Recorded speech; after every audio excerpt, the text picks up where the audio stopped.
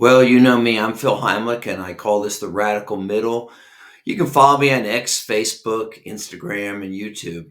Hey, if you've been keeping up with what's going on, you know that the Trump administration is withholding $400 million in government money to Columbia University, and they're withholding about three-quarters of $1 billion from Northwestern and $1 billion from Cornell. Now, they're doing this because of alleged anti Semitism and because these universities promote liberal points of view and they don't hire enough conservative professors, that kind of thing.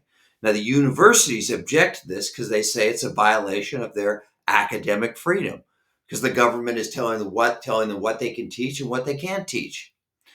But here's the question I have. Why is the federal government giving money to colleges and universities in the first place? It's not permitted by the Constitution. The 10th Amendment says that any powers not specifically given to the federal government in the Constitution are reserved to the states. It's also hard to argue that these colleges desperately need this money. Harvard has an endowment of over $50 billion.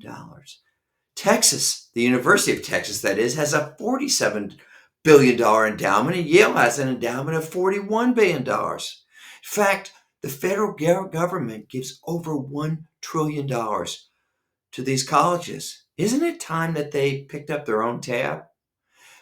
Besides, when colleges become dependent on the federal government, that's when they lose their academic freedom because the government, such as the Trump administration, is able to make demands and they have to follow it.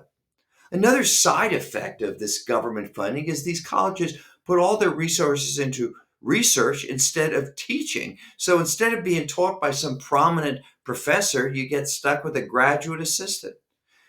We have a national debt of over $35 trillion. Can we really afford to fund these institutions?